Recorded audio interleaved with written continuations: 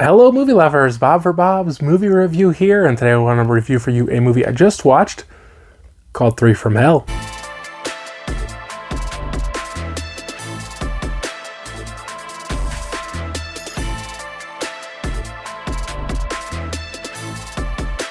This one was sent to me for review by Lionsgate. If you get a chance to check it out, let me know your thoughts in the comments section.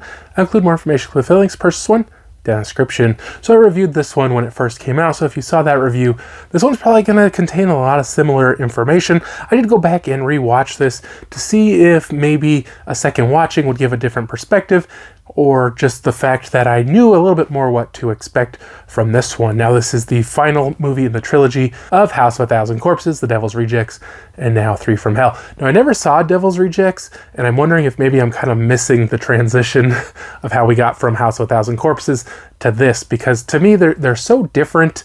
The characters are kind of similar, and there's a lot of similar kind of Rob Zombie stuff going on, but it's just such a different movie. House of a Thousand Corpses being more of a horror slash slasher, and this one kind of being more of an action movie, kind of.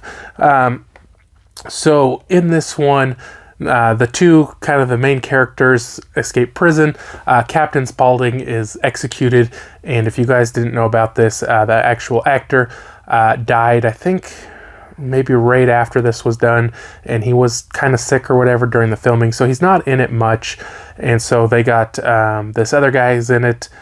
He was like a brother or something, and they escape prison, and there's this one scene that I really kind of liked, just because it felt more like a horror scene where they're kind of holding the warden and his friends and family hostage to get the woman out of prison, and they're kind of torturing him a little bit and being real crazy, and it really kind of reminded me of House of a Thousand Corpses. Now after that, the three of them go on the run, and they get this idea to go to Mexico, and they get like one pit stop on the way, and then they're in Mexico, and they go to this really small town, and the guy there happens to know who they are, and he calls Danny Trejo's character's son and lets him know that they're there because he wants vengeance because they killed Danny Trejo's character, and he's like in this, I don't know if it's like a cartel or what, and they come to kill him, and they have to kind of fight them all off. And so yeah, it ends up being kind of more of an action movie with just that kind of beginning part, or just the part where they're holding everybody hostage being more of kind of a scary part, or a thriller or horror.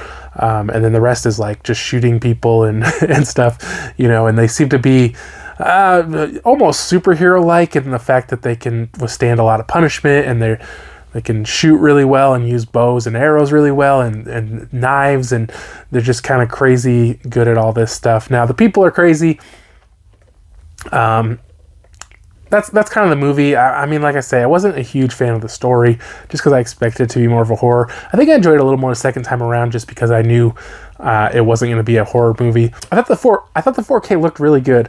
I didn't get a chance to compare it kind of with the Blu-ray this time, but I thought it looked really good. I really liked the colors and the clarity, and there were just scenes where like there were things that were popping, like something through a shadow, and you just see the colors and like Sherry Moon's hair, and just kind of lots of things looked really good. I really enjoyed the overall picture quality on the 4K. So I'll give this movie a 3 out of 5. I didn't check to see what I gave it the first time. I think it's okay if you go into it more as an action movie.